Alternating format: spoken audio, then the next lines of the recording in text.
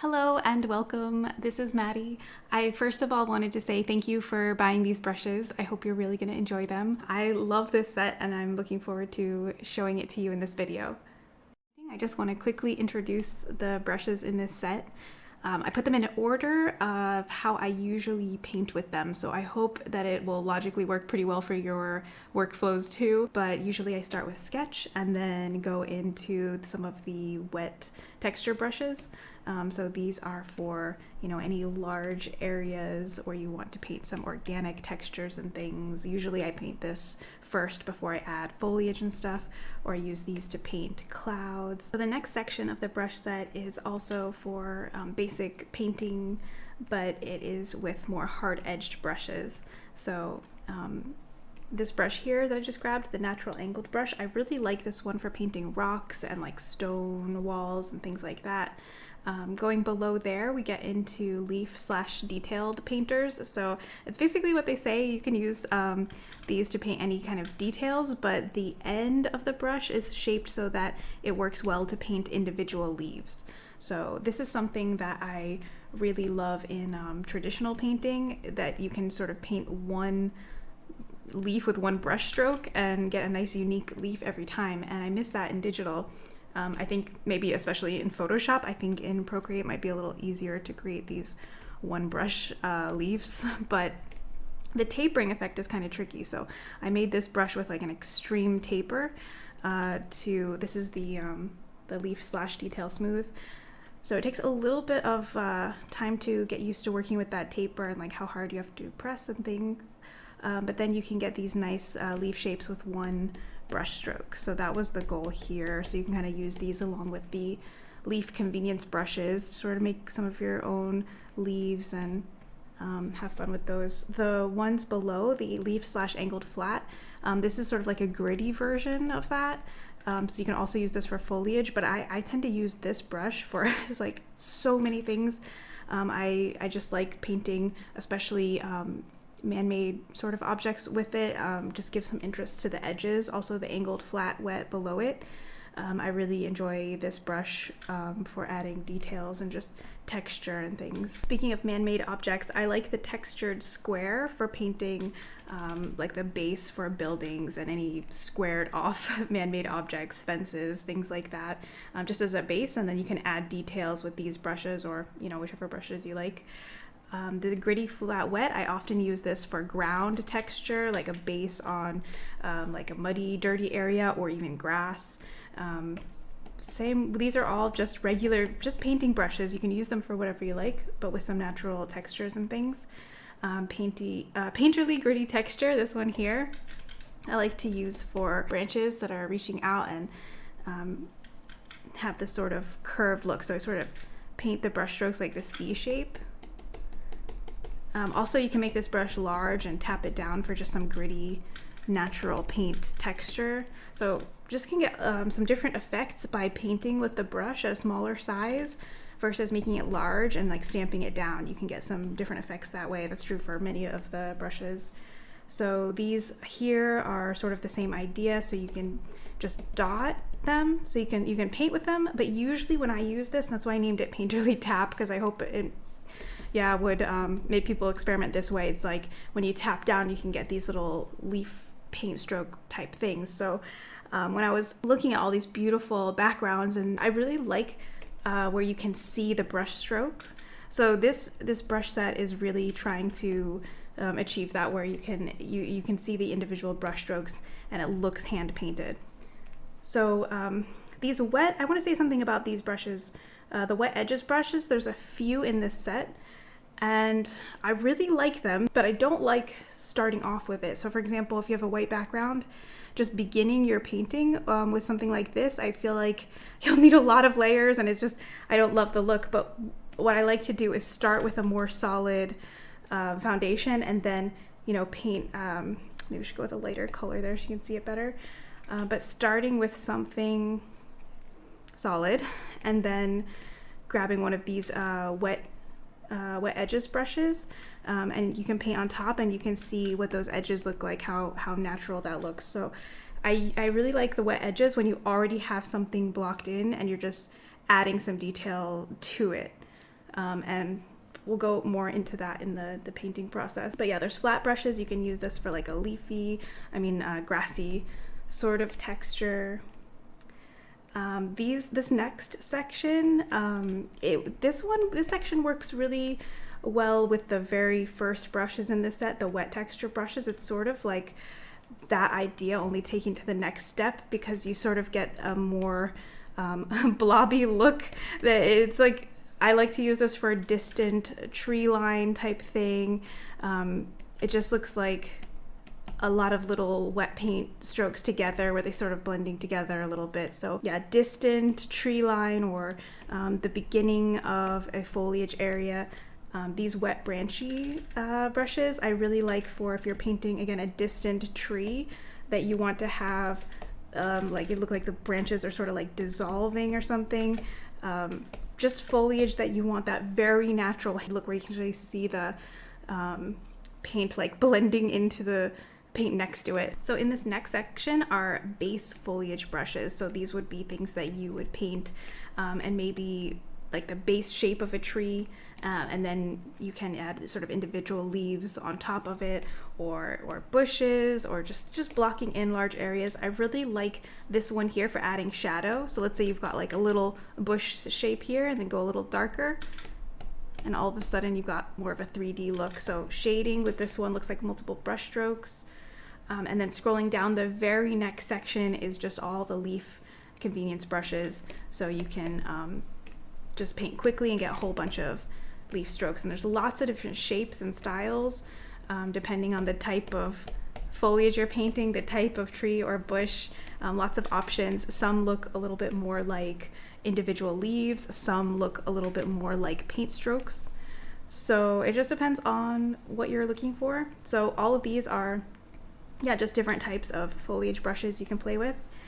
And scrolling down further starts to get into the grasses section. So again, just lots of different grass brushes. My favorites are the grass natural, the grass long wild. I think those two work well together. Yeah, they're all just depending on the situation, what you might need. Some little plants brushes, flower brushes. There's larger flowers for painting groups, and then there's also stamp brushes. These vertical plant painters, so you can create your own little grouping of different size plants together. And then there's plant stamps. So there's a bunch of different ones. And then we have tree stamps as well. So it's mostly tree stamps down here, but there's a couple of tree painters as well. So let me show you. I just felt like it made sense to put all the trees together. But down here mixed in with the stamps are these two brushes, which you can use kind of like the vertical plant painter, this one.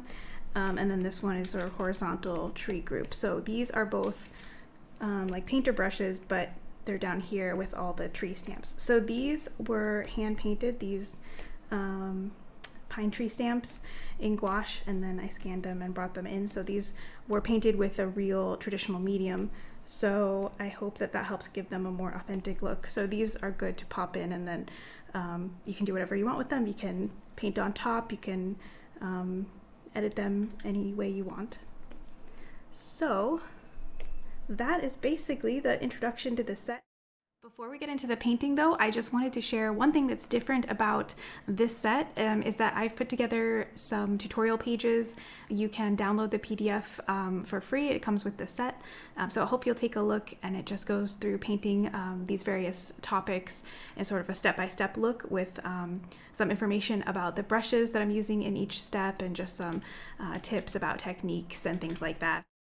So let's finally get into the painting here. I've prepared a sketch. It's quite messy, but this is how my sketches usually are. I just wanted to plan in the basic composition and things, and yeah, we'll make it look nice in the painting phase. So let's put the layer on multiply and lower the opacity. This is just my usual starting workflow. I like it because I'm painting underneath of the sketch layer. This way I can just barely see it enough.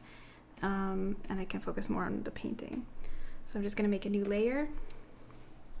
And I'm going to start with the airbrush. A little boring, but yeah, I pretty much always start with a basic airbrush to block in the background sky. I just like a nice smooth sky, and for the style painting we're doing, generally they make these beautiful smooth gradients.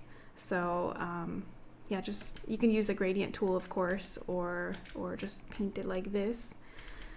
So I usually go a little bit more cyan and a little bit lighter blue nearer to the horizon, and just fade up to a nice deep blue at the top.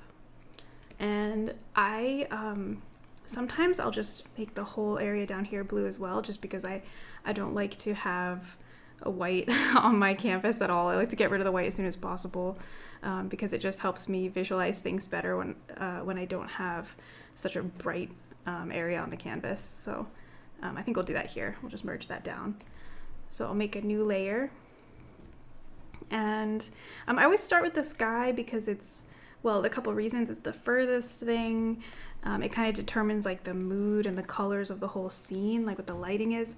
And then I like to work generally back to front, and also big to small. So I like to consider like what's furthest and also like what shapes are the largest. So in this case, I think balancing all that out, I'm probably gonna try to do something with the grass next. So I'm using the gritty flat wet brush. I really like to use this one for painting grasses, just base ground texture, but I use it for a lot of other things as well. But almost always I start off the ground with this brush, and I'm just kind of filling in green. And we're gonna have different color greens. I am using like multiple different images as a reference for this. I definitely suggest using reference if you are looking to paint in this style. Then it helps a lot to study, you know, the real paintings, like the real backgrounds, you know, and just kind of see what decisions those artists are making in their work. So I've got some nature photos and some screenshots and things, and I usually have stuff like that handy when I'm doing a painting for reference and inspiration. Okay, so let's see. Next, so it's very tempting, I just want to say, it's very tempting to continue painting the grass and sort of get into the foliage, but I want to have everything blocked in at like a very basic level before going to the next step. So I think I'm going to look at like the mountains and just get them blocked in first. And I'm trying to think, I might stick with this brush for the mountains just because I want like a little bit of a soft edge. Like obviously mountains have a hard edge, but they're in the distance, so it won't maybe appear extremely crisp. You know, you want something a little bit soft. Oh, I'm gonna pull that layer below the grass layer.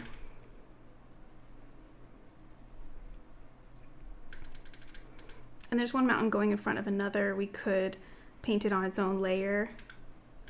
Could also like fade it out a little bit like this. Give a little bit of depth. And I'm going to lock the transparency. So in Photoshop, that would be up here on the top left of the layers palette, the little checkerboard icon. Once you've pressed that, then basically you're only going to be allowed to paint on pixels that you already have painted on. So it's easy to paint in the lines. So if I want to add a little bit more teal green area in the mountains, then I can do that. And you could use any brush. Like I'm sticking with this one because I have it in my hand, but I think also the splotches brush might look nice here. So if I turn off the sketch, you can see more easily.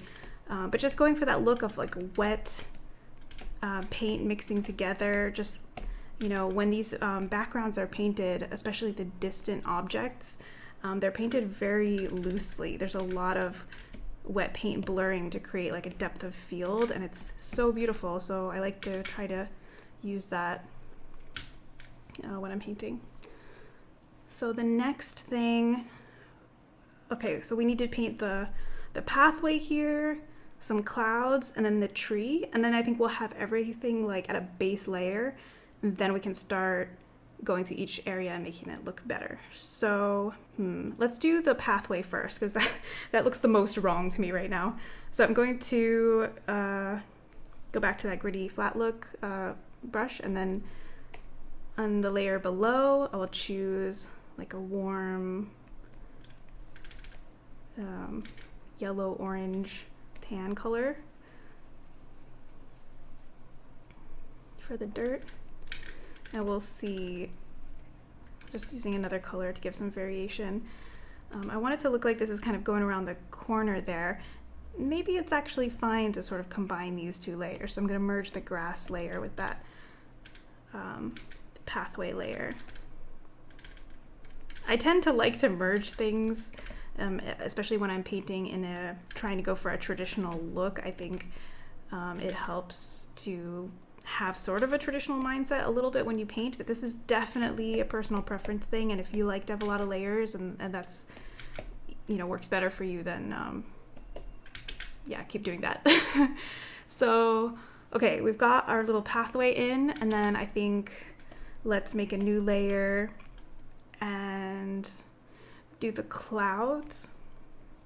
So as I was showing earlier, there is that downloadable PDF that goes really in detail about a big puffy cloud painting. For this scene, I don't know if I'm going to go with big puffy clouds, or maybe I can show some different types of clouds, like for example the tap for puffy clouds. We could try something like that. So I think I'm gonna go like almost pure white for this, or maybe just a little bit below pure white in the blues, and just do exactly what it says and just tap down to get some nice fluffy clouds.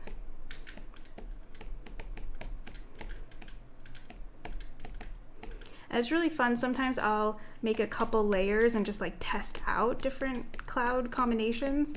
It doesn't take too long to put them together. You can also grab some of these brushes. I really like the Wet Cloudy 2 for its edges, because it really looks like that paint is dissolving into the background. And also splotches, these can add like little fading away little details. Looks like the tiny little cloud tufts. Let's see, cloud/washes. I like this one you can make this one small and add like, sometimes at the horizon you get these little thin clouds. So you can do something like this. You can also take it a smudge brush. So the basic smudge brush I included here, this is one that I've had in other sets too, so you may already have this one. If you're in Procreate, I've improved it a little bit because I just had a hard time getting the Procreate one to match the Photoshop one, but I think I've gotten closer this time, so check it out. Even if you already have it, maybe this one works better for you. The smudge basic blur. So in Photoshop, I like to put the strength at around 15, usually just somewhere between 10 and 30, and then you can just smudge the edges. So that's a big thing with cloud painting, is I do like to use the smudge brush and just tap down randomly to get some edges to sort of dissolve, and I think that looks nice and natural. So okay, well anyway, I just wanted to show those brushes. Now as far as like what's actually going to look good in this composition, I am starting to lean towards doing like more of a fluffy cloud. So to do that, I like to start with the cloud foliage base. And oops, I selected that for my eraser. Okay, so this one is good for clouds, but also like distant tree lines. So we might use this again below. But yeah, just make a big fluffy shape, and it kind of adds some of the bumps there for you. So you can just worry about the silhouette only at this point, which is nice. Some of you want just big clouds everywhere.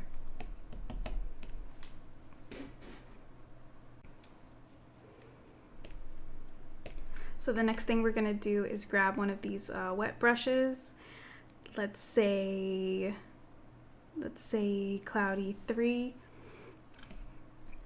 A lot of the wet brushes can be interchangeable for stuff like this, so it's just whatever one, the texture interests you. And I'm going to fill in, so I'm going to do the lock transparency thing again. Let me fix a couple gaps. And actually, before we fill in, sorry, I'm losing a step here. I wanted to add some wet edges. So I'm gonna add some wet edges with Cloudy 2, and then we'll fill in the color. It's nice to think of one thing at a time. That's something that in traditional painting, you sometimes you have to think of a lot at once. But I love in digital just making shapes and focusing on making a good shape. And then you can sort of shade inside of that, and just splitting it up into a couple steps I find really helpful. So, okay, big fluffy cloud. Let's lock the transparency here. And I'm going to color pick from the sky back here, and then maybe just go a little bit lighter.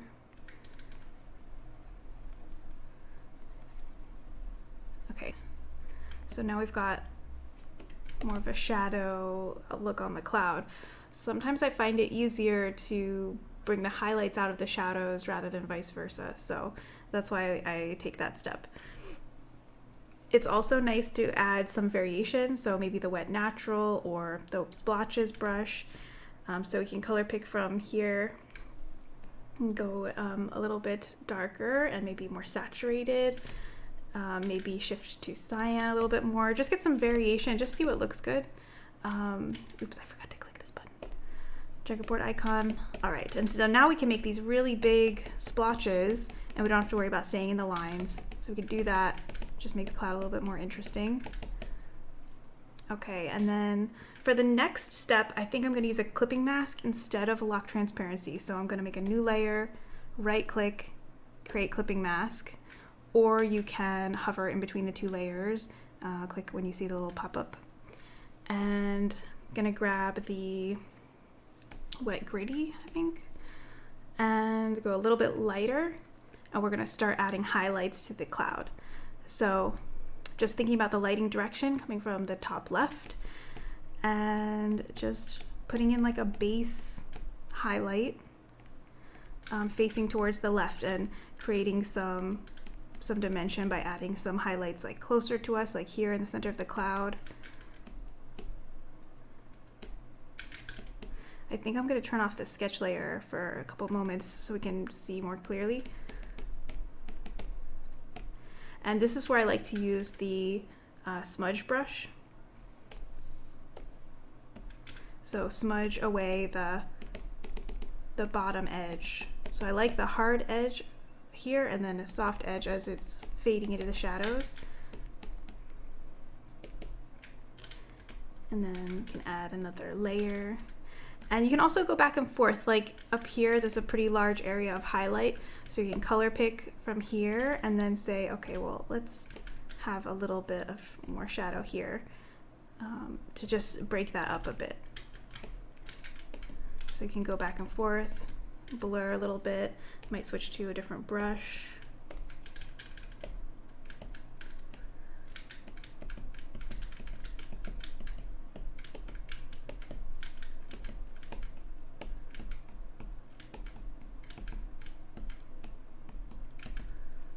And I like to flip my canvas a lot when I'm painting, just to get a fresh look at it. It just kind of makes your brain process the image again. Sometimes you'll notice if some things are wonky that you didn't notice before. So yeah, I flip my canvas. You can set it up as a shortcut if it's not, in Photoshop it's not a default, so you do have to set it up. But once you have that as a shortcut, then it's very easy to quickly check. All right, so I think the puffy cloud is looking pretty good overall. I'm probably not going to get very, very detailed with this cloud painting because there's a lot more things that we want to look at in this video, and you can also look at the tutorial sheet to get more in depth on it. But I do love painting clouds. I find them difficult to paint. As in, like, it's really difficult to capture how beautiful they really are. I've found that it helps to keep them very light colored, like unless you're painting a super dramatic storm cloud, keeping the overall value of even the shadow areas of the cloud fairly light just helps them to have this fresh, airy kind of feeling. Okay, so I did that on a separate layer because, you know, I wasn't sure if I was going to like what I did. I thought I might wanted to erase out and just kind of wanted to keep options open, but I think it's turning out well enough. So I'm going to merge that layer. So we have all the clouds all on one layer. And there's one more thing I like to do with clouds. Actually, two more things. One is I don't think I've smudged the outer edge on this one. So I'm going to go to some of these areas that are really hard edged, especially if they're on like the back side of the cloud, and just smudge a little bit. Maybe not there. I also like here where the shadows of the cloud are starting to become similar to the sky color. I'm gonna make a new layer, put it on overlay mode, and grab the airbrush, and I'm going to choose a little bit more of a cyan. Let's see if this is the right color. It's a bit strong. Okay, so sometimes I find it nice to put a little bit of like a cyan colored glow around the edges of the outer edges of the cloud. I just like how it looks. It's like extra sunny and happy. And for whatever reason, I don't quite understand. In traditional, when you're painting with gouache and poster color, the edges where the white like blends into the blue can often get a little bit of this color tinting happening naturally. So I really like it. Try to imitate it here with the overlay mode. We can also make a new layer and add some, so there's some things that can make it look a little bit more natural. So for example, if I took the splotches brush, let's put the layer behind everything except the background gradient, and just get like, you know, I think I have to turn off that cyan color for just a moment while we do this. And I just want to add some little splotches in the sky. I can lower the opacity. You could stretch them out a little bit, but just so it's not like a perfect background and you just have some little wispy stuff. I think sometimes that can look a little bit more natural, give some texture to your background. And then the other thing is, with the cloud / washes at a smaller size, you can paint some of these little trailing clouds. I don't know the name of these clouds. I'm sure they have a name, this type of cloud. But these little clouds you can paint up in front of these big like thunderhead type clouds, and it just makes them look like this combination with the scale just makes them look very grand and massive. And it also helps because you're sort of overlapping, you're layering a bit, so yeah, all that's more interesting and shows the depth. So darker in front of the light cloud and then lighter in front of the sky behind. I like it. Same thing down here. You're gonna have to choose a lighter color for it to be seen if you want that.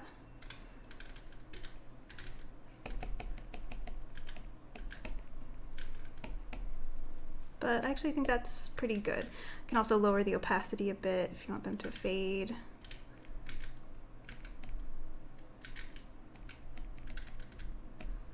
Okay, I said I wasn't going to do too much detail in the cloud, but here we are. It's fun.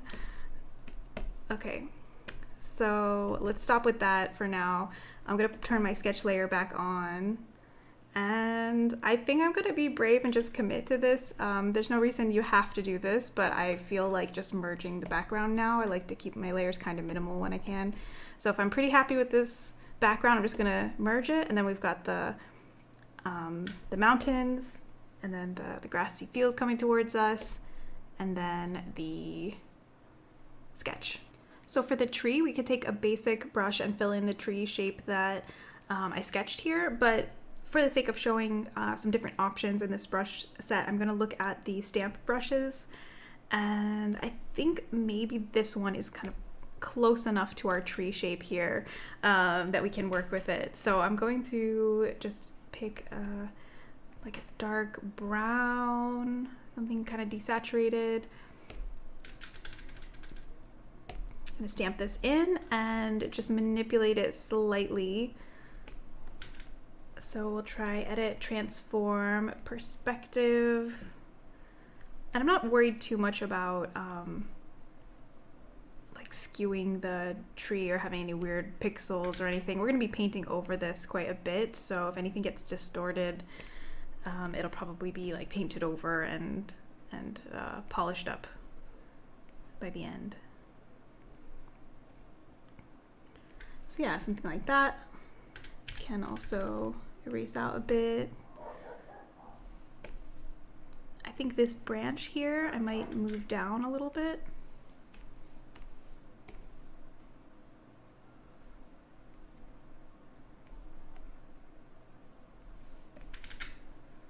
So I think that's a good base shape for our tree. As far as how to paint the foliage, there is a tutorial sheet where I painted a tree, so you can check out that goes over sort of one way to do it that has more hard-edged leaves and just like a sort of a cute look. So we might try something different in this one just for showing some alternative ways to paint. And I think we can go for like a more painterly soft look here. So let's try that. So I'm going to, I think I'm going to lower the opacity of the sketch even more. So you just barely see it. And I'm going to make a new layer behind the tree trunk layer. And I think because in this scene we're sort of getting a view a little bit like looking up into the tree, I think it will be good to do like a tree sandwich where we do a layer behind and then a layer in front as far as like a leaf layer. So that way it feels like the leaves are all surrounding the whole tree. So I have the Painterly Blobs brush. We could also use like the wet branchy, but I think this one will be good. I'm just gonna paint in like a large area, just kind of staying within my sketch.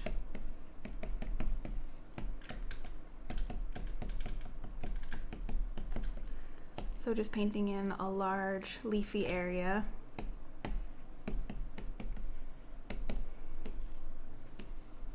And then I can make a new layer. And I chose like a little bit more of a bluish green. It might be a little too blue. We'll see. But I do like to go a little bit more blue-green in the shadows, and then in the lighter areas, a little bit warmer generally. So yeah, I'm just pretending that I'm painting with some very loose, like wet paints that are blurring together slightly here. That's kind of what I'm trying to have in mind. So we can vary the colors a bit. I'm sorry, my neighbor's dog is barking a bit. So let's flip. I like to flip the canvas to get a fresh look now and then.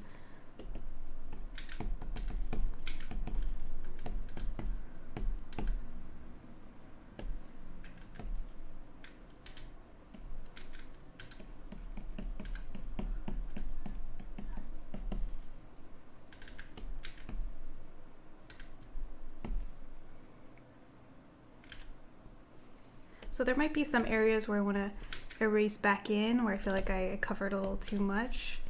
I think it's nice to have that negative space where you can kind of see inside the tree a bit. So what I generally like to do is start off with a very wet brush like this, and then use some more slightly harder edge brushes from here. So still soft, but maybe some of these like soft split, soft blotchy, the painterly gritty, these will have a little more structure to them. So let's maybe make a new layer just in case. I'm not sure if I'm gonna love this or not, so we'll just test it out and just look at painting these soft little tufts here.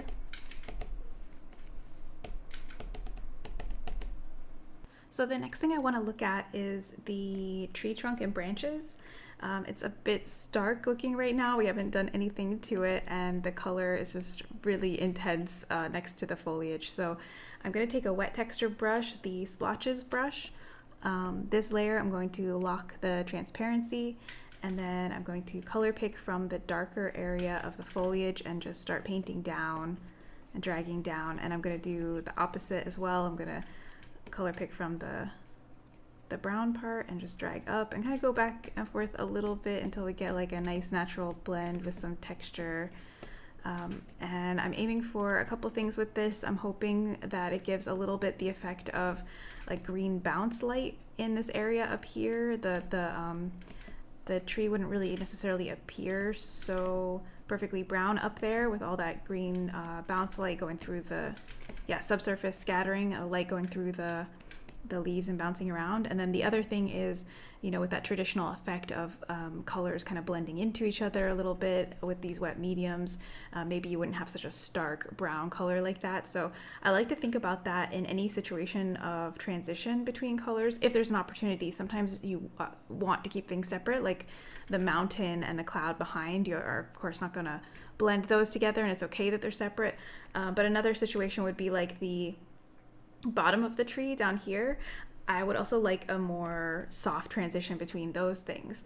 So I'll make a layer underneath the tree, and I'm going to use the splotches dense and just start painting in down there with a darker value green. And we can also go with another darker green and a little bit more blue, and just make that less of a dramatic transition between the tree and the area around it. So it just kind of like fits it in and gives it a little home. And I want it to look like some light, you know, is kind of coming from behind there. Maybe that's a little bright, but we'll see. We're not gonna jump to this area just yet. I just kind of want to do a little something to get it started. And then we could also, while we have this brush, you know, put in a little bit of shading over here. We're gonna have some bushes and rocks and things. So just give the idea that something's gonna come over here, just to give some background textures. Right, so that's already a little better. And let's look again at the tree itself. So I think I'm going to make a new layer and then clip it on to the tree layer. That way we have a lot of flexibility. We can change things. And I'm going to grab the round wet edges gritty brush. And this actual layer, let's go real quick. Image adjust hue saturation. And I think I'm going to maybe lighten and hue shift a little bit. Okay. All right, so up here, I want to think about where we can put highlights on this tree. In this situation, we have light coming from above and kind of to the left if we're following what we did with the cloud. So just gonna start with this brown and then go like lighter, maybe a little bit more yellow. And then thinking about that lighting, we can put some highlights. So pretending that light is shining through the tree and then hitting some of these spots on the tree. And I like to make sort of the look of these light rays here.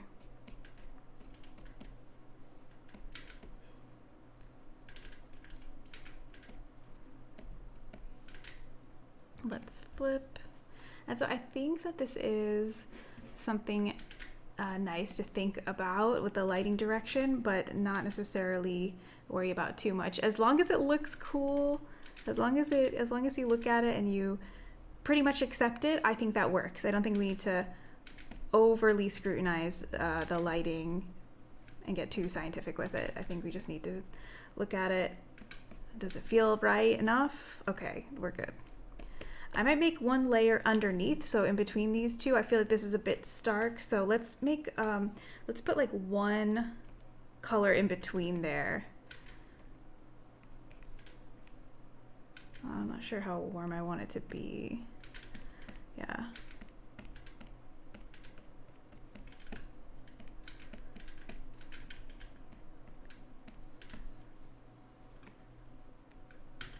I think that's good. And maybe also a darker color. So let's go a little darker.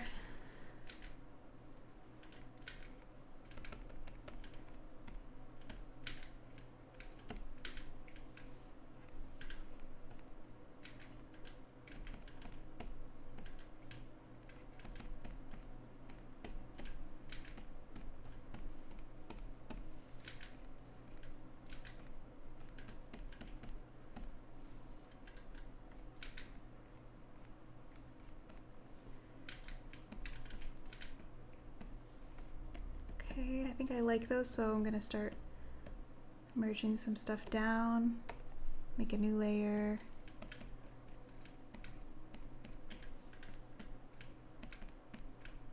And I also want to add some bounce light. That's going to really help give dimension. So this would be, you know, light from the sky, coming through branches, bouncing around, hitting the grass and bouncing back up on the tree. So we're going to go with something that's fairly desaturated, but if it doesn't have any color, it's going to be like a green or blue. And generally this is going to be on parts of the tree that are facing downward, or at least facing away from the main light source.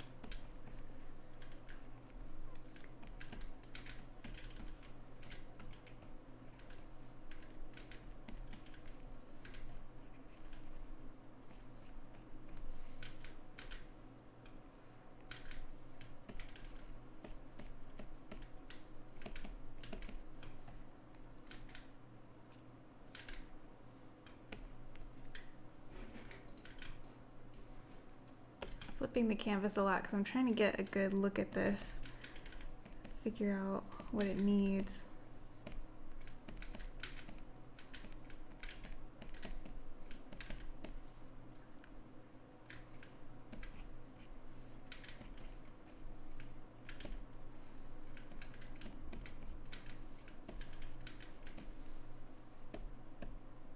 It's getting there. The bounce light is really helping.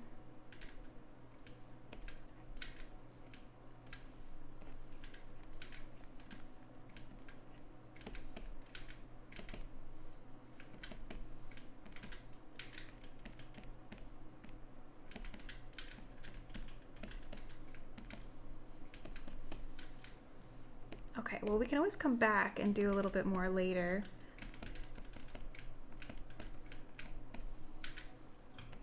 There's one other brush that I like to use in this situation. The round wet edge is clean. So this is gonna look like a real transparent paint stroke on here, which I think is a nice effect. Let me try one more time on that. So I'm gonna color pick here. Let's go a little lighter. Didn't feel like I have the right color last time. And yeah, for this dappled lighting, these little hand painted dots and streaks.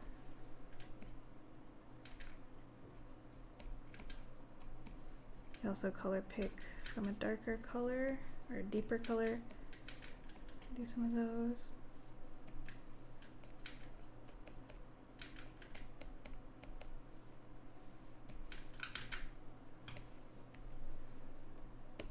Can always lower the opacity on this. I could definitely spend a lot of time painting the tree bark here, but I think we need to work on the foliage again. Let me grab some water. Okay, so yeah, returning to the foliage, let's go for the splotches again, and I'm gonna color pick from the current color here, and then maybe go a little darker, a little more green. Just add some areas that are a bit darker, and I might have to again go back to the tree and just make sure that those branches are making sense too. They need to flow together, but I think it's starting to work better. So it's a little back and forth, and at some point I think it might be time to actually just maybe merge these layers. So maybe let's be brave and try it. Actually, this layer needs to go back here. So the branches and the foliage and back. And so this is nice because now we can we could paint on this layer and like really combine them. And I could smudge away here and just really soften them and get the branches to fade into the foliage.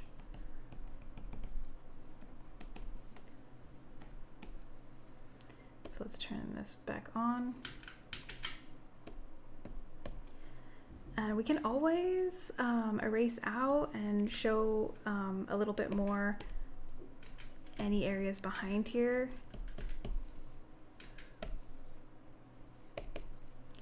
I'm going to make a new layer. I want to add some detail, and I'm not sure what kind of look I want to go for yet. So there's the gritty texture and the painterly tap. Those could both be good here. So we could color pick.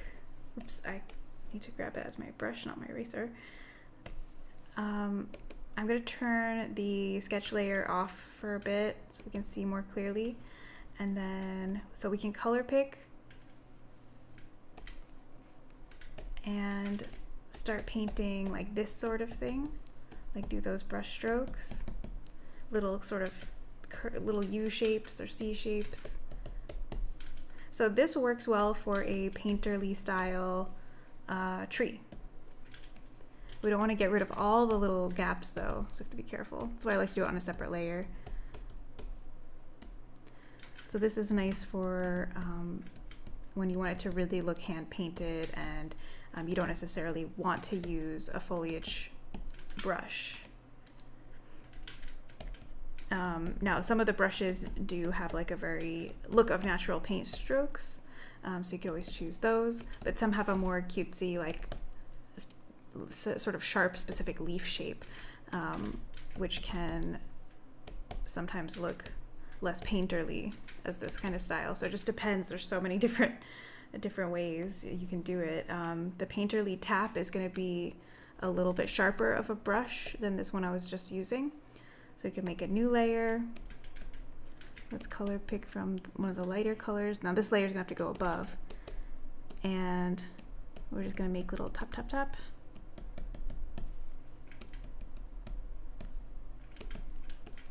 So color pick, and then around that color, we add these little taps.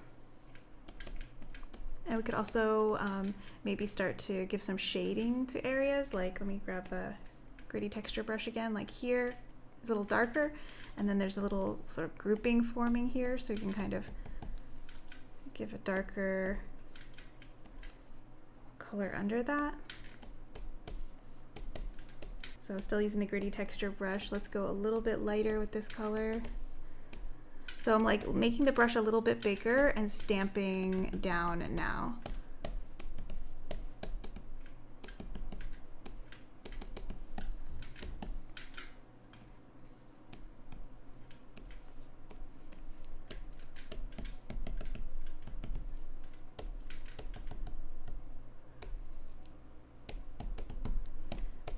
So we could try the median filter here. So this is something that you can see in the tree painting tutorial page. There's a filter, this is in Photoshop. You can go to Filter, Noise, Median. And this filter will sort of blur a little bit, but it's a little bit more than that. It creates an interesting effect that for me, it kind of looks like a water tension type effect where the shapes are sort of rounded out, and so it takes away a lot of texture, so it might be missing some of these nice textures here, but it kind of blends it a little bit more with what we've already painted below. So I might sometimes what I like to do is paint for a while and then use the median filter to blur it a little bit, like 4 or 5 on the median filter. If you don't have that, if you're in like Procreate or something, I don't know if there's an equivalent to median, but you could use a little bit of a Gaussian blur or something, I think. And then, yeah, just blur out the first layer and then continue painting on top of it and let that final layer be more crisp. And then it just sort of makes a nice build up effect. So I'm painting back in some of these darker, where you can sort of see through the darker color back there. I'm gonna merge these down. I'm gonna make a new layer and let's experiment with which leaves would fit in this style we have going here. I think the leaf strokes fluffy would work. So they kind of look like this. Also the wet bunch, the wet edges. Maybe we could try something like this. There's also another wet edges, the leaf strokes group 2. So I think maybe I'll go with that one with a darker, you know, color picking from one of these shadow areas.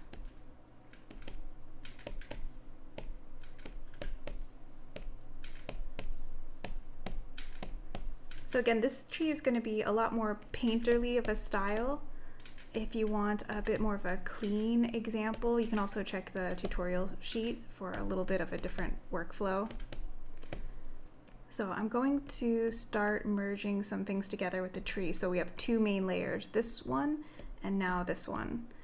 So I can go back and maybe erasing away a little bit.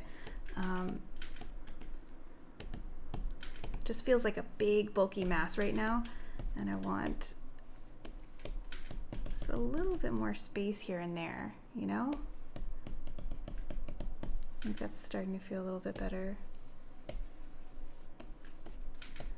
That's one thing that I've been trying to work on with tree painting, is they need some air. The negative spaces are really important. All right, so adding a little bit more of these tap, tap, tap textures here.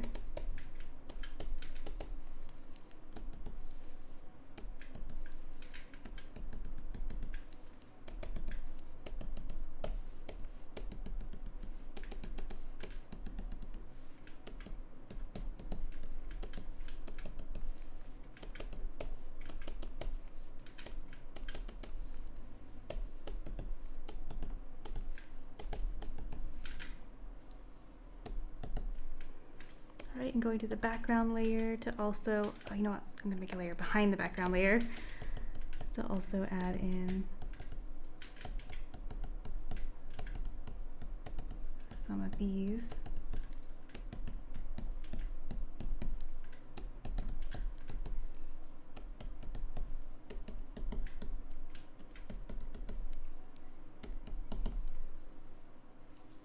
Okay, I feel like we need something in front of the tree here. Let's see what we can do where we can add a little leafy patch that won't be too awkward. Maybe there's one coming here too.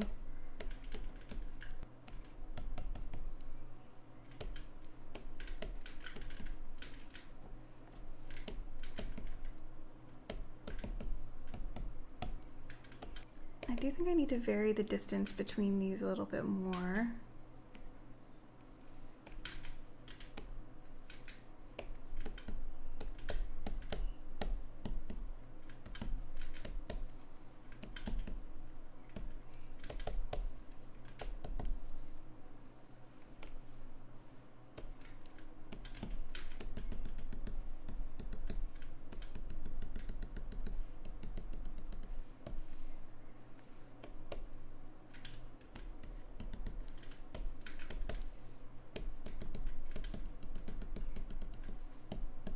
Maybe that group can join together.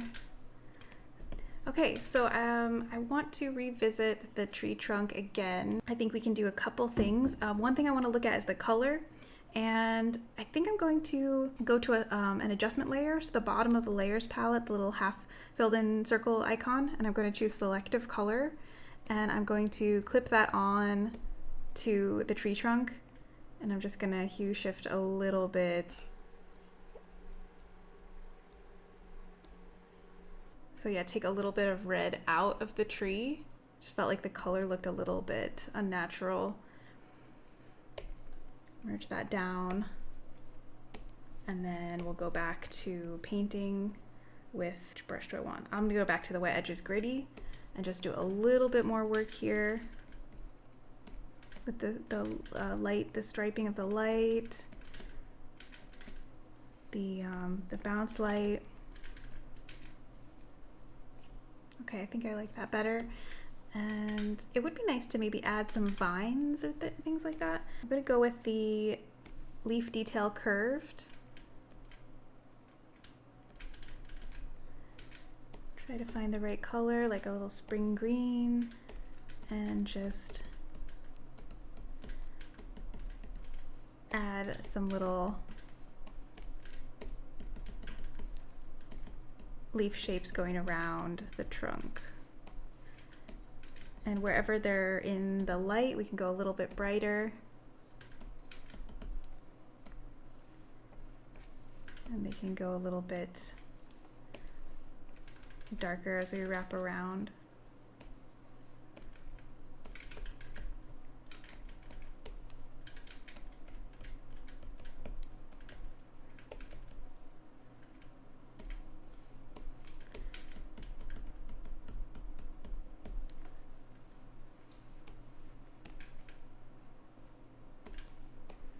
And we can have some different colored vines, some deeper blue-green.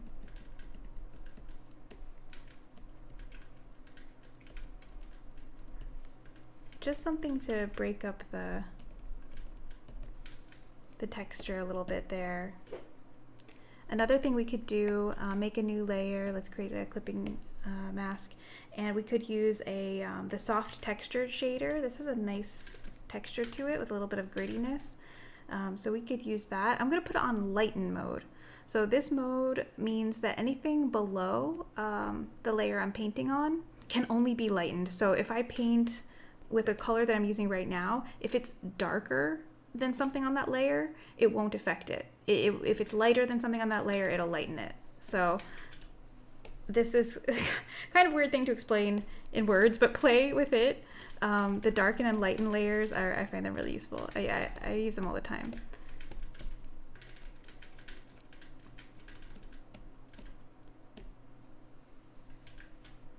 I could even add a little bit of a green cast for some moss growing, like a little thin moss layer or something like that.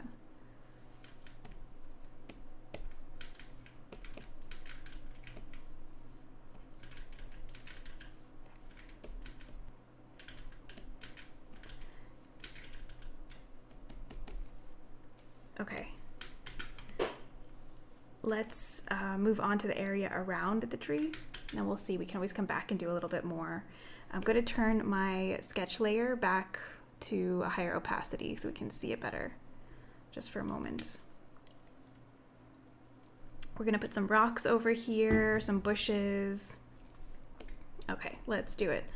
So, new layer, I'm going to grab a brush, the natural angled brush. I really like this one for painting rocks.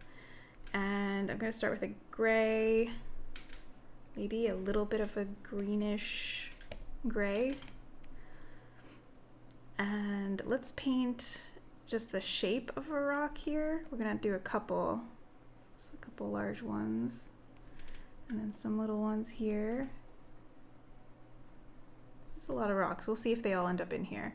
Also, we're having the typical problem where they're kind of like similar sizes. It's so easy to just start making things the same size everywhere. It looks much more interesting if you mix it up. So let's make this one a bit different. Like it could be smaller, it could be like a little different shape, like a little gumdrop kind of thing. This one could be like wider, and maybe there's a little one here.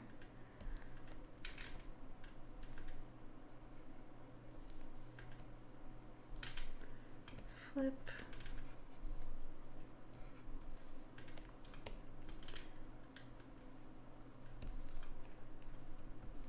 Okay, so we've got some rocks, and let's make them feel a little bit more at home. We need to work on their environment a little bit. So I'm going to make a new layer for that, and I'm going to search for a certain brush. The organic blurred, I really like this for adding shadows to areas like this. So it looks like I've done a bunch of paint strokes. I just kind of paint the area around a little bit because the rocks would sort of be nestled into the foliage and have some, have a little bit of shadow around, I think. And there's other brushes we can use too in this area that I think would work well. The soft and hard edge. So I definitely like to mix these brushes and try to get a bunch of organic textures going. The splotches brush that I use a lot, that would go well here too.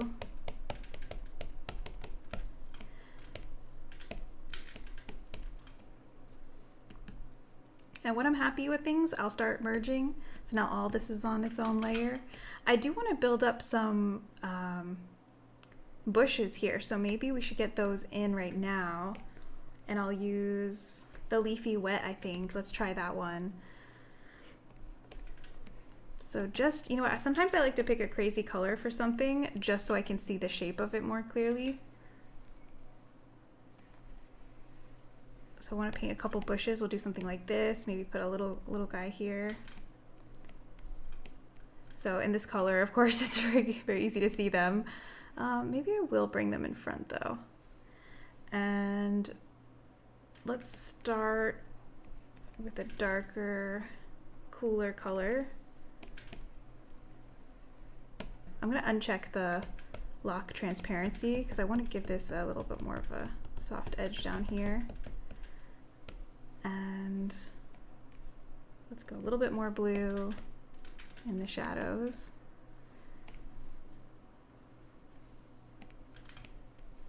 And there's so many different approaches we can take for the highlights here.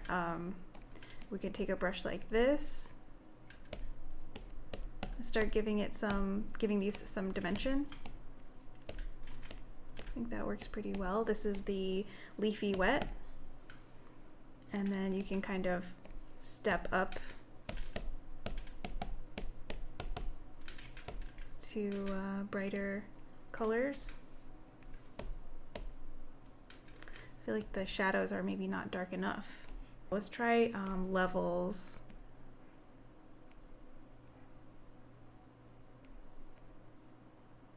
Okay.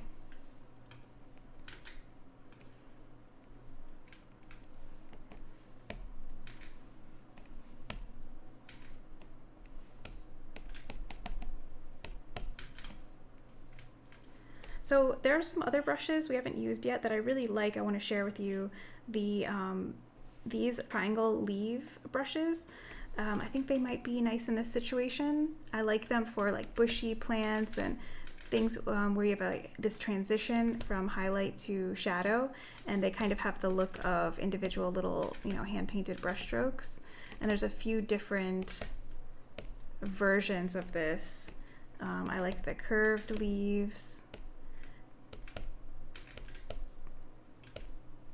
There's also a sharp texture brush where they kind of fade a little bit more into, they kind of fade away into whatever it is you're painting. So I think this is okay, only this guy here doesn't have enough shadow. I think it would look more interesting to have like maybe a darker area coming up here and break that up a little bit. And then we can have this mid-range come back.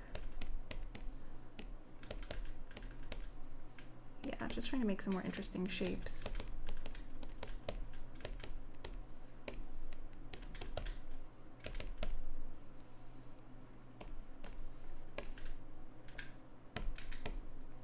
Bring our highlights back in. So we are running into this problem with the background.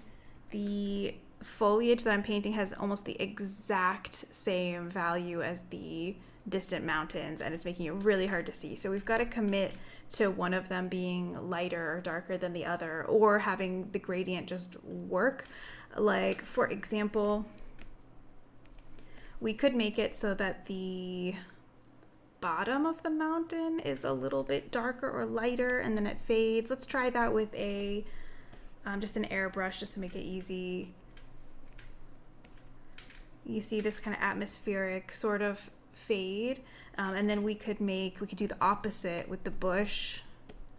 So down here could be a little darker, and up at the top could be a little lighter, if I can find the right color. So that way it's sort of, you're able to see it better. And then with the mountain, we could make the top maybe a little darker. So I think that might be an answer. But if I turn off those two layers, you can see the issue. So let's do that. And maybe the mountain needs to be a little higher too. Got a little tangent going on.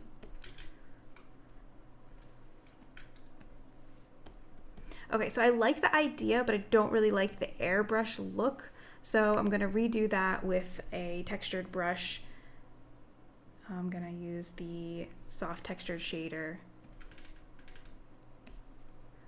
Create a clipping mask.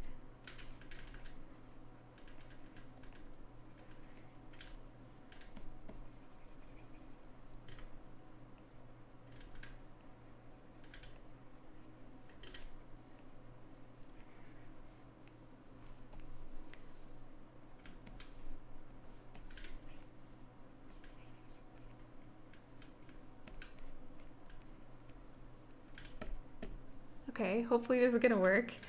And I don't know how I managed to move this over, but we're gonna, yeah, move that back to where it belongs.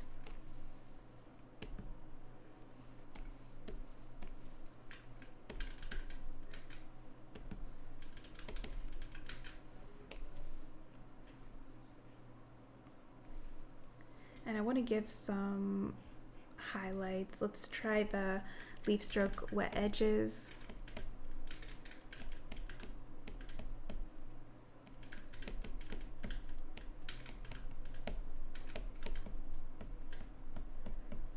I want to try adding like a little bit of a brown.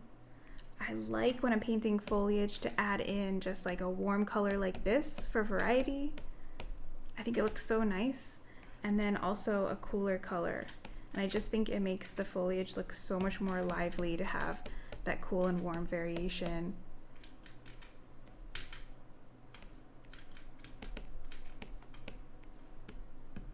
You could also come in and smudge away if you want any more soft effects.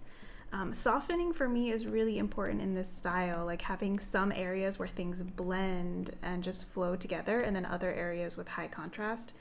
So, you know, I'll come back sometimes and use like the one of the soft brushes and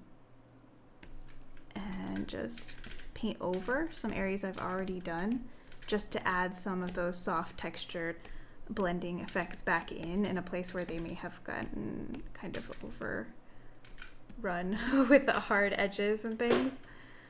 So let's see about the rocks. The rocks have a little bit of a home now. There's some things around them that have started to get sorted out, so that's good. Now we can be able to paint the values more easily, I think. So I'm going to make a new layer, create a clipping mask, and I'm going to find the natural angled brush. First, think about just adding some variation. Like sometimes I like to come in and just sort of stamp this brush a little bit and just sort of let things happen, give a little bit of random texture. And the lighting direction is coming from top left, so the right side of these are going to be darker. So we can just kind of start looking at the angles. So you can press really light if you want this very textured look and kind of go back and forth.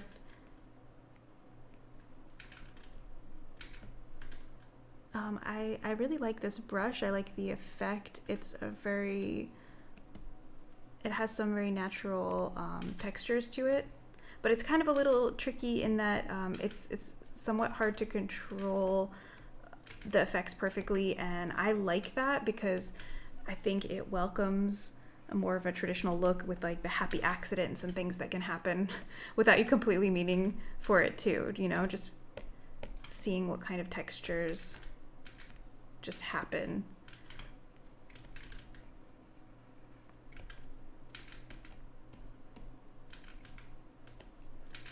I don't want to give these rocks the same exact shape. I'm getting a little copy and paste with them, so I'm kind of trying to fix that. And maybe a darker detail.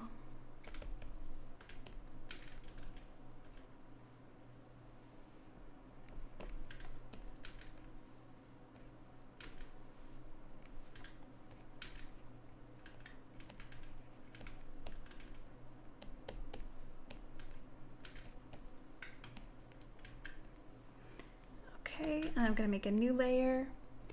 There's a bunch of different brushes that can be good for giving some details to the rocks. I like these flat, the leaf / angled flat. I use these brushes for a lot of things other than just leaf painting, even though that is in the name. These corners of the rock, I really like to give a little highlight, and the edges too. Not every edge, but just thinking about the ones that are facing towards the light. I think this gives a nice hand-painted look, and just kind of tapping down a little bit here or there where you think there might be like a crack or something, that type of effect, where something might catch the light. So I think this area got too much.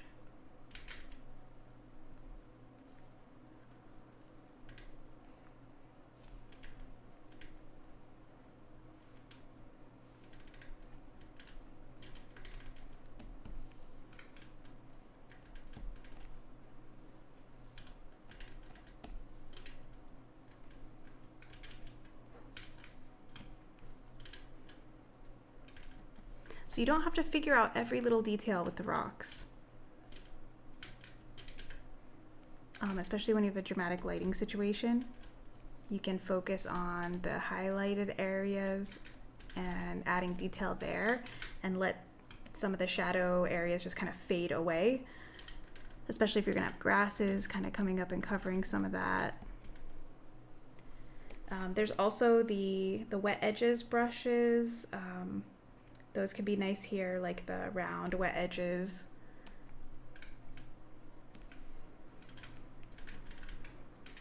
Because again, this one really looks like, you know, a hand painted, more transparency in the paint mix kind of thing. So just letting it look like paint strokes. I think that's the biggest thing that I'm starting to embrace with painting in this style is not making everything super, super clean, and letting things look like paint, and letting there be paint strokes that are visible, and letting those little messy things happen, because I think it looks more authentic and interesting and pretty with those kind of effects.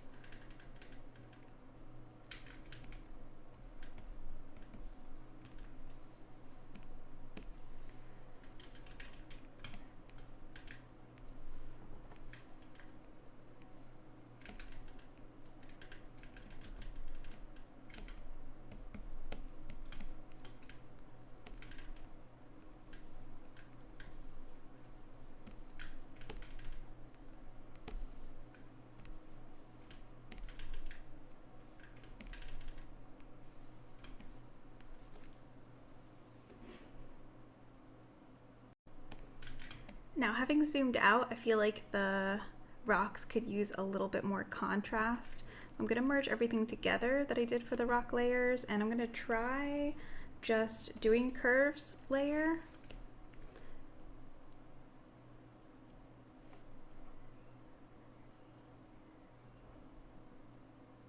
To add more contrast that way. See, here's my lagging curves again. Sorry about this. There we go. All right, so I think that's better, just a bit more contrast. We can also do something like create a clipping mask, get the airbrush, and sort of do classic like overlay or something like that, and just give a little bit of glow. And go with a cool color, I think.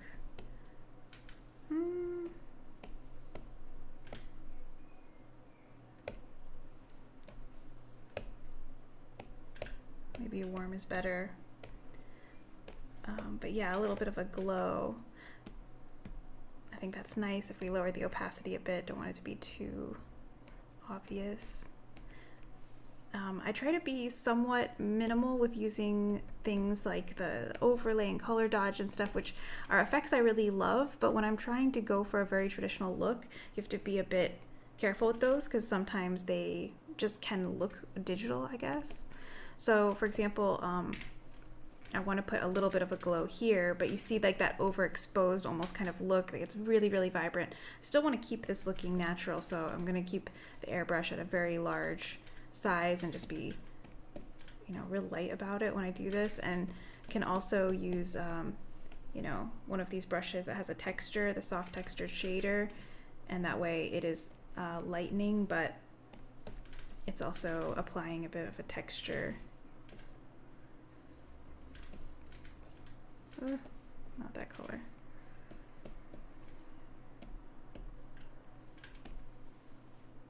Lower the opacity. Okay, so I want to show you one of my favorite, I don't know if it's not really a trick, but one of my favorite new painting techniques.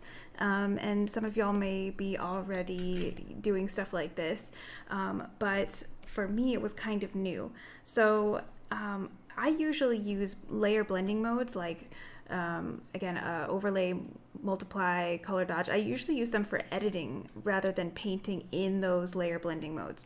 But in doing these kind of styles, I've found that using the wet edges brushes and painting on multiply mode can give some really beautiful traditional type of effects. So because multiply is like a darkening layer mode, you're going to need to go with a pretty light color for this, or it'll be a bit overwhelming. But then, for example, I love using this particular brush, the angled flat wet, and just putting some paint strokes like this, you know, in certain types of like textures, it works really well. So for things like wood, for like dirty little pathways like this, anything aged, I mean, almost anything that has just a little bit of grit to it can look really nice with using this brush on multiply mode. And in fact, any of the brushes that have the wet edges look, I think work really, really well with this painting on multiply mode. And it just has the look of, again, like sort of a bit of a transparent, like a watered down mix of gouache or poster color, watercolor. And let me turn off the sketch layer. I don't think we need that anymore. It's easier to see. And you can paint over multiple colors. You know, if you have like a relatively desaturated color, you know, I can paint right over the grasses and the pathway here, and the color works pretty well with both. You can kind of just go like this. So I find this really nice. Let's go with a desaturated color. You know, you can use that effect on the rocks here too, and see that kind of just gritty look. I don't know, I love it. I've been using this all the time lately, and I like how natural it feels. And you can use any, you know, you can paint like this with any brushes, but again, I just found the wet edges ones tend to look really nice. So that's my tip. I don't usually ever use wet edges brushes to paint like the base layer of something, like I think I was talking about earlier. I don't really like to use them on a white background, but once you already have whatever it is you're painting, you already have like the base layer, then painting on top of that with these types of brushes is really nice. So right now I'm just going around and adding details, and it's amazing how much just a little brush stroke can show. Like if I want to kind of do the look that there's some farming back here, some fields. Let's put this on multiply. Then I think, yeah, we can indicate that. Just making some little rectangles, a little darker.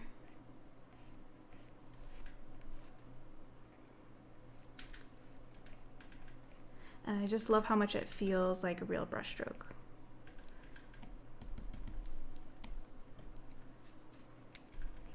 So I'll use these to paint over other things too, and just give a little bit more just sort of work it into the painting, especially when I've used like up here, you know, I've used all different kinds of brushes, and I like to sort of paint over that with this, and it just sort of starts working things together and making it feel like everything's just been painted in a more uniform way.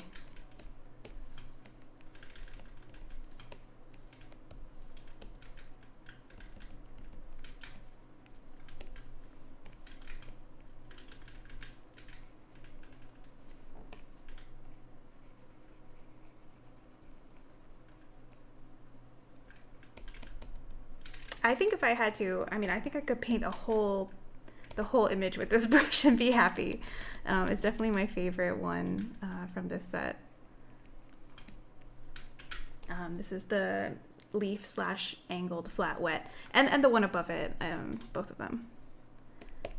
So with what I'm doing now, I'm sort of painting on a layer above everything else, and it's getting to the point where I really am gonna want to like merge everything soon, and I'm not quite ready for that because we still have some things that I want to paint in the background or like further back that I think will benefit from being able to have the separate layers.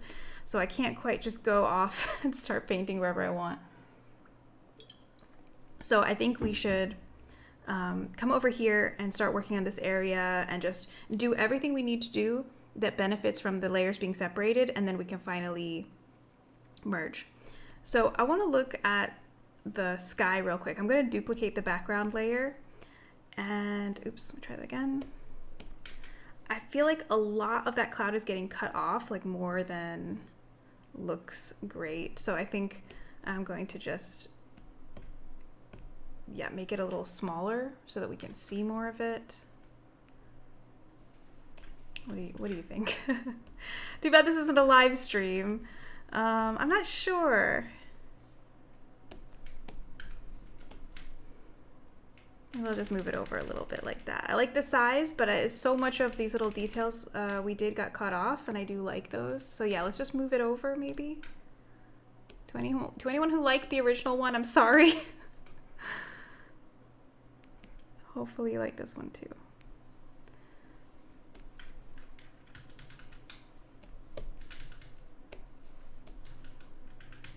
All right, we'll go with that. What else do we need to do while things are separate? I want to put a little bit of a tree line in between the grasses and the mountain all the way back there. So let's make a new layer, and I would usually use this brush, the Cloud Foliage Base. I really like this one for tree line, but things are so fuzzy back there that I think it would be better off using a softer brush. So I would like the Wet Gritty, I think, for this. So we're gonna go with like a deep teal, but I am gonna lighten it a little bit because of the atmospheric perspective. So these would be really dark if they were closer. And I'm just gonna hint, we want this to look like quite far away. So I'm not going to make very, very recognizable shapes. If it was a closer tree line, then, you know, we have some tree stamp brushes and things that I would use. By the way, there is a tree line tutorial with a couple of different methods you can download in the PDF guide. So this looks a little bit silly, maybe. I don't know. We do need a little bit of weight back there, I think. But it's just this repeated dot. Maybe I can get another color in there. Break it up a little bit. That seems better. That's better. Okay, so happy enough there. Maybe the mountain needs a little bit of that too. Like it's very, this isn't an extremely distant mountain. Let's make a new layer for this. So I think we could have like a little bit of, like a couple bumps here and there. Actually, now that I've done that, I'm not sure. Maybe not. I don't know, it just felt really harsh.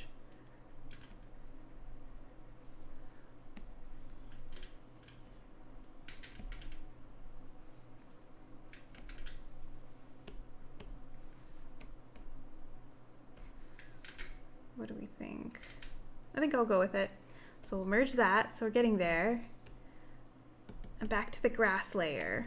gonna make a new layer above it. So I'm gonna go back to the brushes I was just using, the angled flat. I want to add some different colors to these squares, like maybe they'll look more like separate from each other.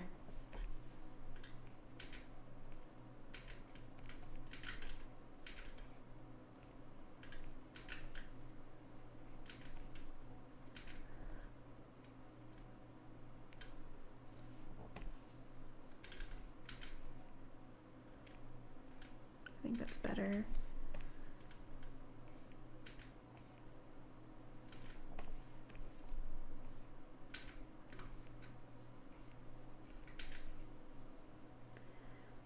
Okay, so as I'm happy with stuff, I think I'm gonna start merging what I can.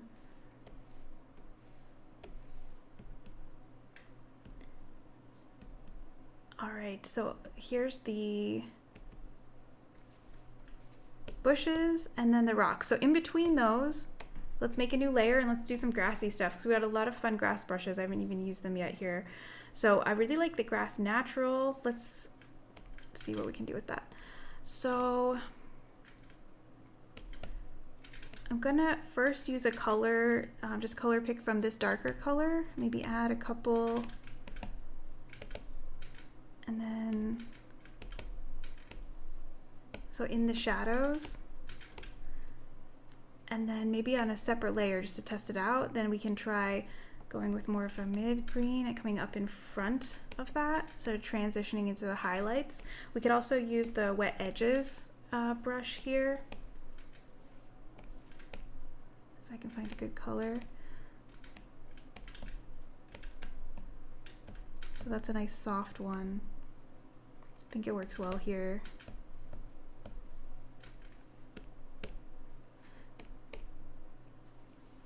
And then the natural one maybe on top. So again, I like to really think about the soft and hard edges, and usually starting soft and then getting towards harder edges. So I've got this shadow that I did earlier here. That's kind of intense, but I'm not gonna get rid of it just yet.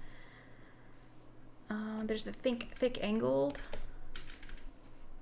grass. Maybe a couple of those coming up higher.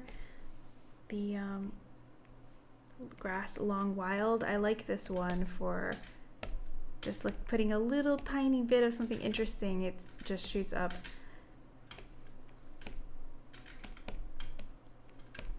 Higher than the rest, makes it look a bit more natural, wilderness, kind of overgrown look.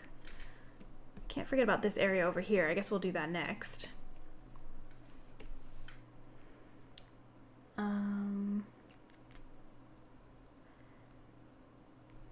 Grass edge tufts. So this was kind of created to help with these sort of areas where you've got grasses maybe coming out over another area.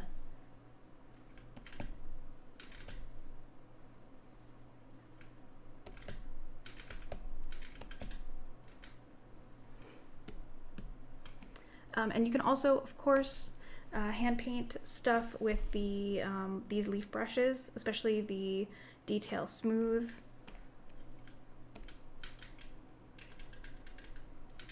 So you can sort of make little plants and things.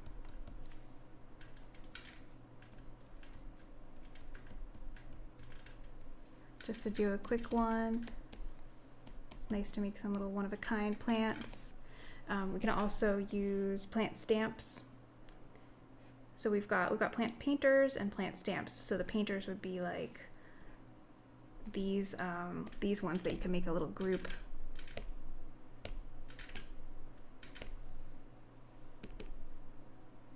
And then the stamps would be scrolling down a little bit more.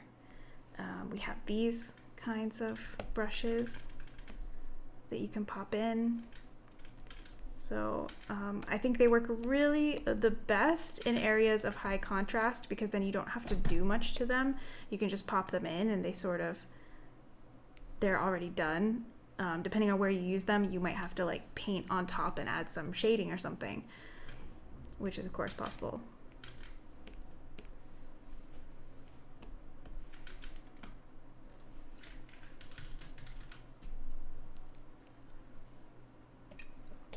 I also think it's nice to add flowers in these kind of settings, and there's wildflower brushes. The happy flowers, to me, these work really great for like buttercups and things. And I love adding like a little splash of yellow in an area like this. I just feel like it adds so much and has like just a joyful look to it. And you always want to make the flowers like a little bit bigger as they're coming towards the viewer. Maybe I should bring this layer above so I can put some here in front of the rocks.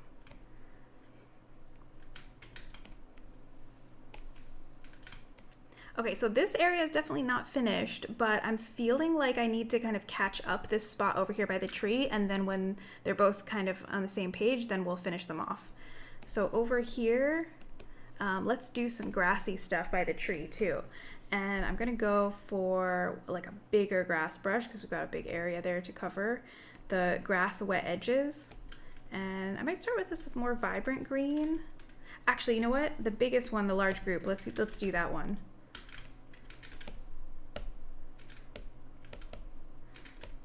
So this is good when you need to cover a big area with some tall grasses.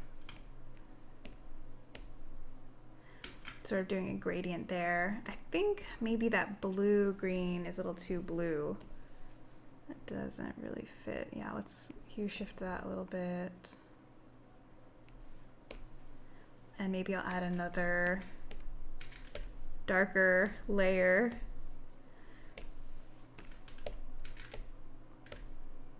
The wet edges. Okay, cool. And now we need to start brightening things. So I'm going to use this wet brush and go a little bit further with the shadow area here. And then we're going to add highlights in front. So we're making a shadow sandwich. Okay, so which layer? Okay, here's our tree layer. See, I'm getting too many layers. Not labeled. By the way, I know I don't label my layers usually when it's just me working on something, but I do use auto select a lot. So if you don't know this, if you're in Photoshop, once you have the move tool selected, the arrow going in 4 directions, up here there's a box that you can check. It says auto select, and then you can say whether you want it to select a layer or a group. So I have it on layer, and then what happens is any layer that I click on, if you look over here on my layers palette, you'll see it happening. Any layer that I click on, it will automatically select that layer and make it the active one. So this is why I can be lazy with my layer naming. I just kind of click on and just grab which layer I want to work on, and it will find it for me. So again, if it's just me working on the file, I often just leave it like this. So anyway, in case anybody doesn't know about that, because I actually worked in Photoshop for a bit before I discovered that, and it made me so happy. So like we're gonna go to the next layer of grasses. So maybe let's try the grass natural. I don't know how thick of a grasses we're gonna need for this next step, so let's just try and see what we get. We need to go higher. Yeah. Oh, that's pretty good. Gotta get the right color though. Yeah, I think I like that. So you guys see what I'm talking about now, the sandwich.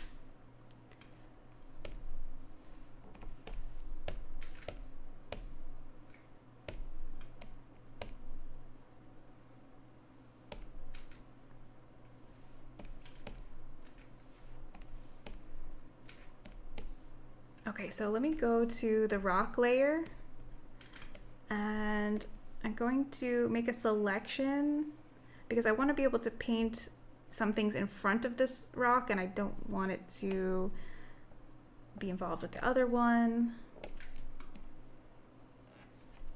So here we go. Just gonna add some little grasses here. And then now we can come up here, have some coming in front of the big guy.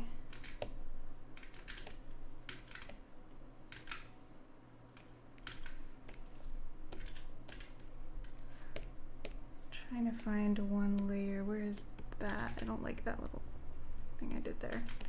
Okay. It's getting closer. So you can see this rock here ends kind of abruptly. I'm going to go to that layer and soften that a little bit. And we can paint underneath, darken the area under there. It's getting closer. I'd like to add some more flowers maybe over here on the left side. Maybe we could add some purple ones for variety. So I'm gonna go with Happy Flowers Alt. And I will color pick from the gold ones and then just shift all the way to purple because I kind of want the same like brightness level, I think. It feels a little too bright though. Let's desaturate a little bit. That's better.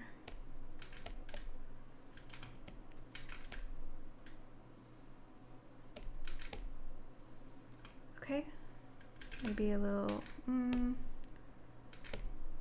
a little one over here. Okay, I think I like that. And I'm gonna grab one of these leaf painters. On the layer below these flowers, I'd like to give them some stems. So we can just quickly paint that.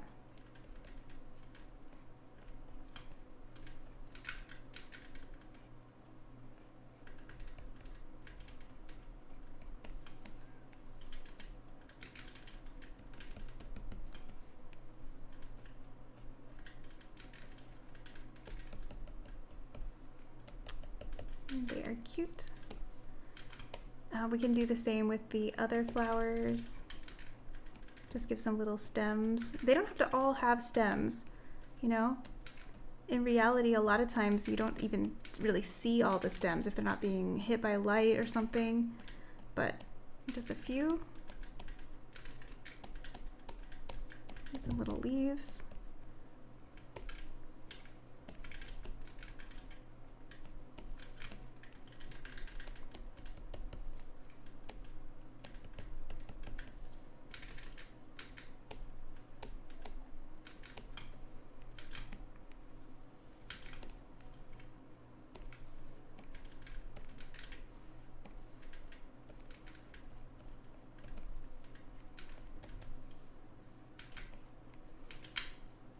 Okay, so I think things are going pretty well. What else might I want to show you guys? Well, I think for now I would also just do some cleanup. So on a new layer, maybe one of these round brushes. I might paint some background back through the trees, for example.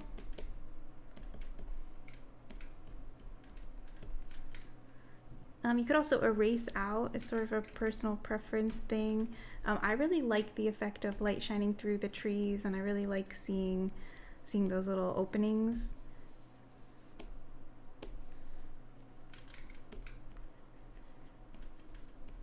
I think sometimes painting the openings back in can give a more traditional kind of look rather than erasing out.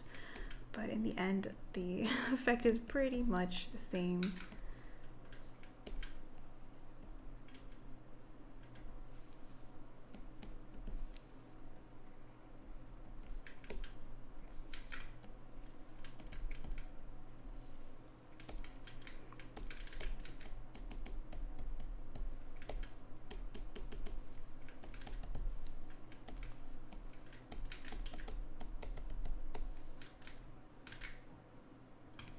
We do have this little tuft here that I added, but I didn't really ever explain it with a branch. It's just floating.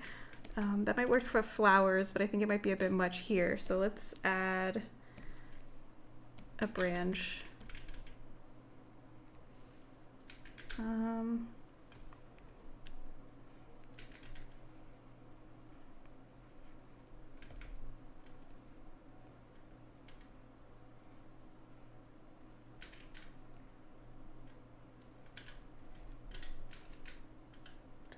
find the right shapes.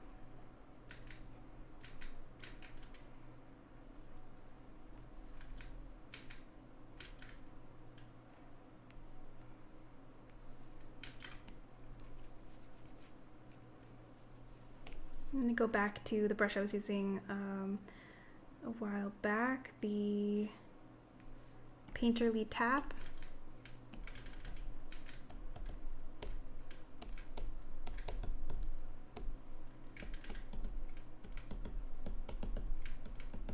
Some areas didn't get quite the same treatment. And I think these little bushes could honestly use a little highlight too, and kind of tie them in with the tree a bit, style-wise.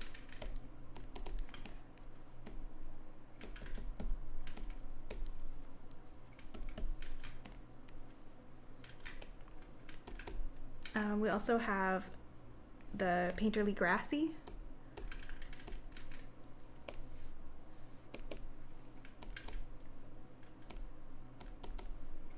And this is good for adding some of these individual little grasses or triplets. And especially where they're like, might be coming out into the road a little bit, if I can find a good opportunity.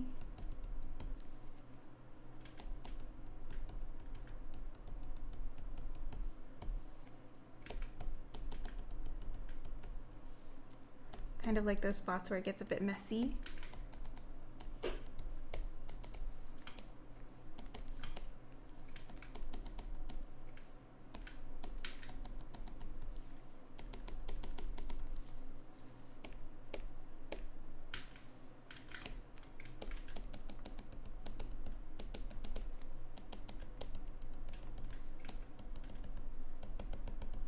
So some browns, some greens.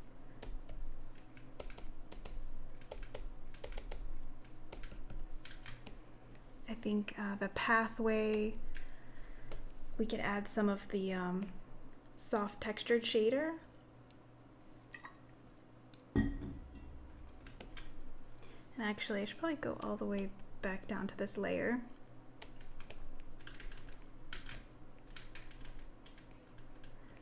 Just maybe around the edges a little bit.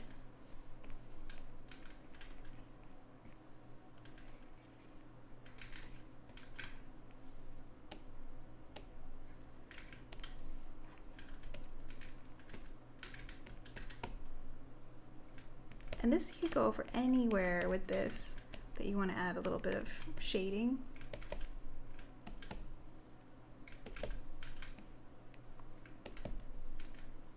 I also have a little pebbles brush, so let's see if it works with the style here. Yeah, so we can add some little pebbles on the road here. And maybe lower the opacity a bit on them.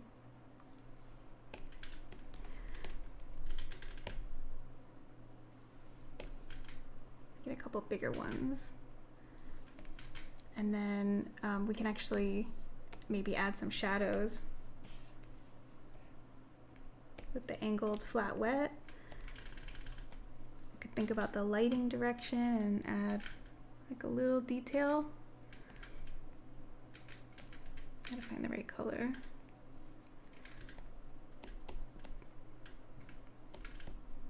And even a little highlight.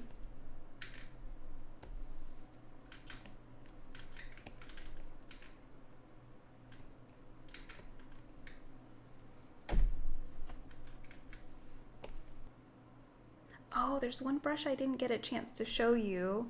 Let me show real quick. It's kind of a unique one. I've painted in front of where I might use it, but this brush here, the branchy bush or tree details, is just what it says, and I would use it to put like a woody details under a bush. So basically like there, only it doesn't really work in this scenario anymore. And you could also use it up here in trees to add some, again, woody details up into the tree. So maybe not in this painting, we've already gone a bit far and I think things are looking good, but that's what that brush is meant to do. It actually doesn't look bad, does it? Maybe I'll work that in a bit. Little shadow there.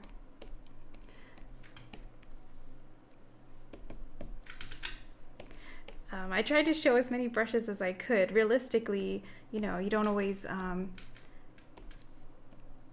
use all the brushes, of course, in every painting. You're going to use the ones that work for that specific area and what you need.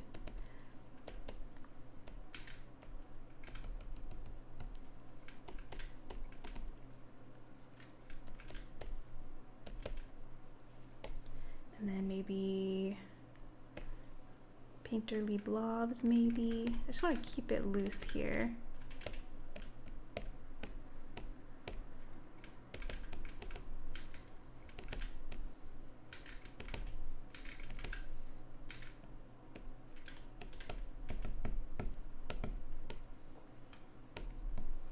So I think I can do maybe one more pass with that brush, the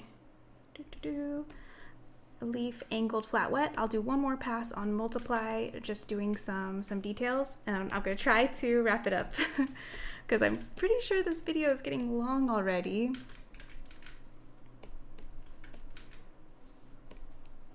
In the meantime, I just wanted to say, if you have any questions while you're using the brushes, you're welcome to send me a message.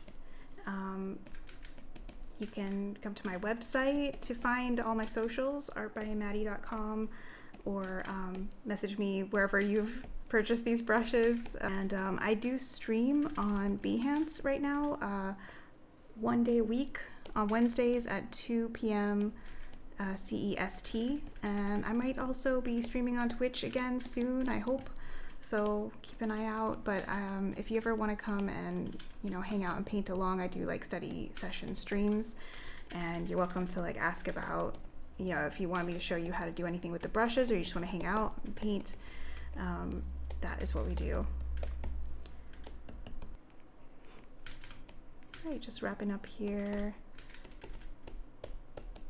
I could spend a lot of time just messing around with little details and just trying stuff.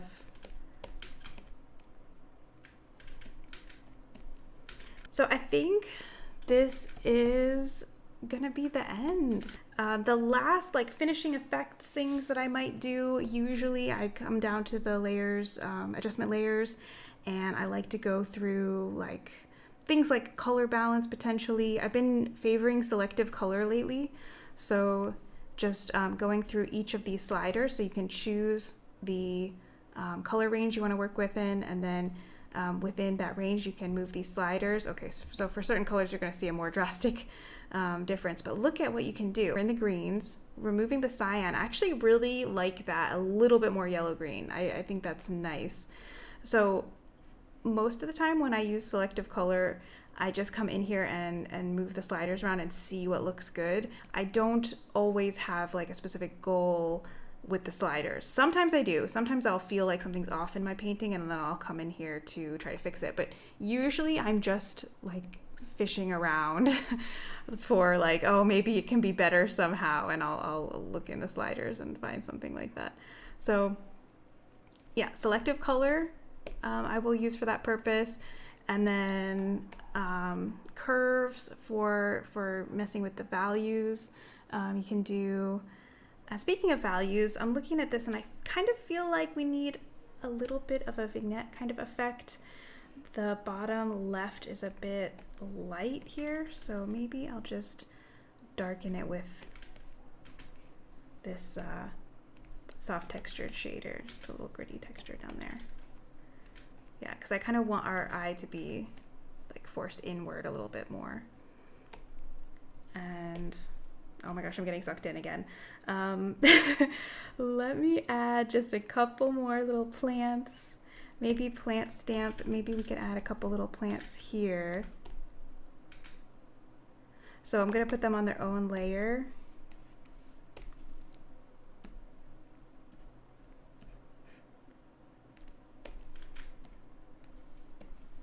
So this is the Plant Stamp Basic 3. And grab number 2.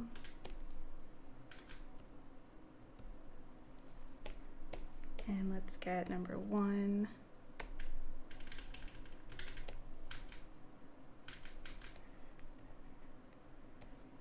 Yeah, let's edit, transform, flip horizontal. And we can give a little gradient. Just lock the layer, lock the transparency, fade it out at the bottom.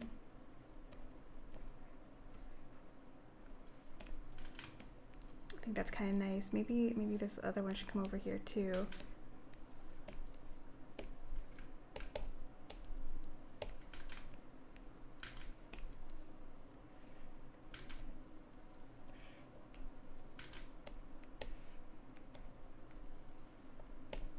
This last one can be a bit more saturated, maybe.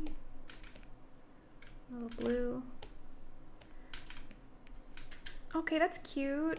Let's add a little bit more on the other side because I added those and then stole them all. Put them all on the left.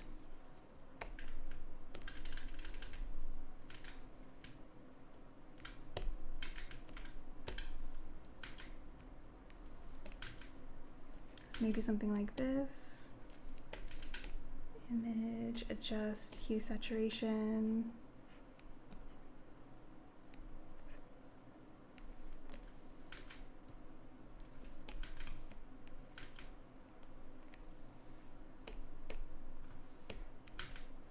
All right, I think I like that. Who knows, maybe I'll add a couple more little plants, but I think we're basically at the end here. Trying to think of any last things I can share. Little individual leaf shapes. Grab the leaf painter. These might also be kind of things that I would do at the very end. And the leaf, sorry, not the leaf, the tree tutorial sheet, I also go through like individual steps and we end with individual leaf painting. So that might be something to do here too, just to give it that last bit of polish. But I better end here. Thank you so much. If you're still listening to this, I think that was a long one, but I hope it was useful. I hope you enjoy these brushes. I hope you have fun with them, and I will see you next time. Happy painting. Bye-bye.